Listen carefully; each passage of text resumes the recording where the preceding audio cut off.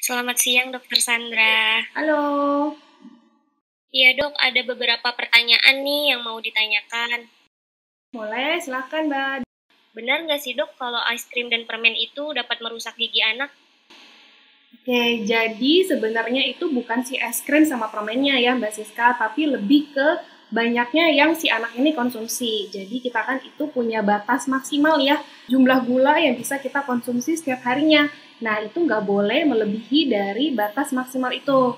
Dan juga harus dibarengin sama pemeliharaan dan pembersihan gigi dan mulutnya. Oke, lalu mengapa sih, Dok, setelah cabut gigi biasanya kita disarankan untuk makan es krim, Dok, kalau memang dapat merusak gigi? Oke, es krim dan permen ini sebenarnya bukan merusak ya, kalau memang konsumsinya itu tepat, nggak berlebihan, terus pembersihan gigi juga bagus. Nah, terus kenapa sih kok harus disarankan makan es krim kalau setelah cabut gigi? Nah, ini tuh maksud dan tujuannya adalah lebih ke untuk membantu percepatan proses pemberhentian si pendarahannya. Jadi kalau ada pendarahan kan abis cabut gigi berdarah nih, itu bisa dibantu pemberhentiannya dengan mengkonsumsi es krim dan juga membantu mengurangi rasa nyeri gitu Mbak Siska. Dan kalau misalnya abis cabut ada bengkak, ini juga bisa bantu diredakan dengan si es krim tadi. Baik, Dok. Apa benar, Dok, permen karet tanpa gula justru bermanfaat untuk kesehatan gigi?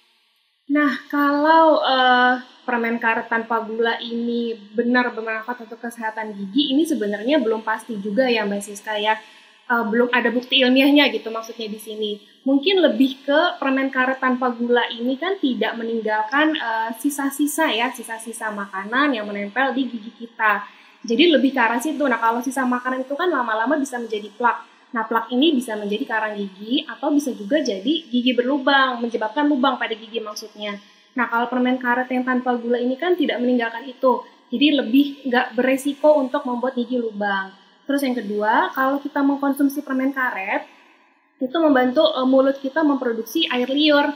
Nah, air liur ini punya fungsi salah satunya adalah untuk self cleansing si mulut kita. Jadi bantu membilas mulut kita. Lebih ke situ sih Mbak Siska, bukan yang lebih bermanfaat baik itu belum pasti, cuma lebih ke arah situnya. Lalu kalau misalnya saya buat es krimnya tuh di rumah sendiri, Dok, itu bisa merusak gigi untuk anak-anak juga nggak ya, Dok? Nah, kembali lagi ya, si es krim yang dibikin ini kandungan gulanya seberapa tinggi nih. Dan juga anaknya, si kecil ini, dikasih es krimnya seberapa banyak. Jadi balik lagi, nggak boleh berlebihan ya. Jadi jangan sampai melebihi batas maksimal kandungan gulanya. Terus mami papinya juga harus memastikan kalau anak kita, si kecil ini, juga pembersihan giginya juga bagus.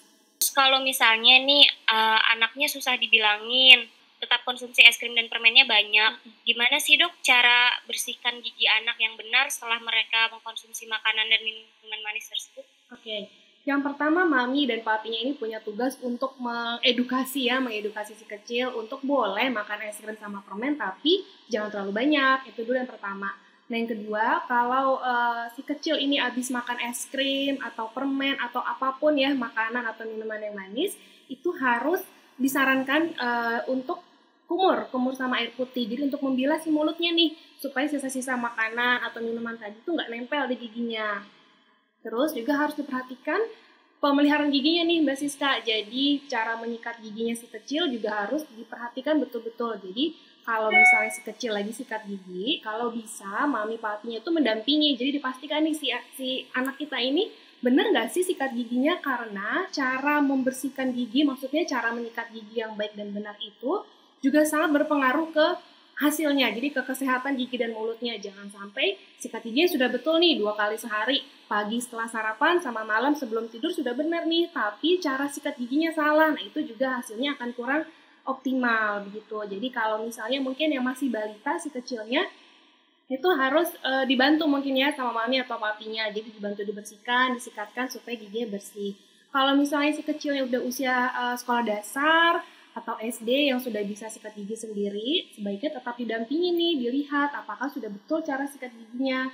Kalau memang sudah betul, di-encourage ya anaknya supaya terus menyikat dengan cara seperti itu. Kalau memang masih belum salah, nah mami papinya kalau bisa mencontohkan, jadi sikat giginya bareng-bareng sama si kecil nih, supaya si kecil juga lihat, oh begini cara sikat yang benar. ada gak sih dok jenis makanan lain yang sebaiknya dikurangi atau dibatasi bagi anak-anak?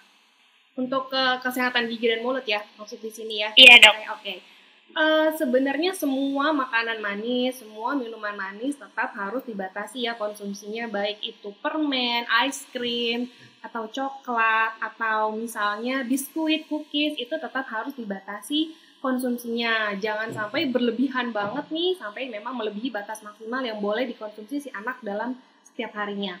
Dan juga tetap kembali lagi nih, selain dibatasi konsumsinya, mami papinya juga harus memastikan kalau pembersihan mulut si kecil ini sudah optimal dengan baik.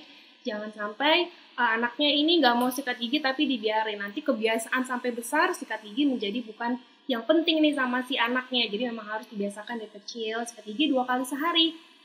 Pagi setelah sarapan pagi sama malam sebelum tidur. Terus diajarin juga cara sikat gigi yang baik dan benar seperti apa. Yang kedua, sikat giginya itu harus pakai odol yang berfluoride Mbak Siska. Jadi bagus untuk kesehatan si kecilnya. Gitu. Jadi kalau ditanya makanan apa sih dok yang bagus dikurangin, yang pasti semua makanan atau minuman yang manis ya, yang mengandung gula itu harus dibatasin. Gitu. Oke dok, terima kasih ya dok atas jawabannya. Sampai ketemu lagi.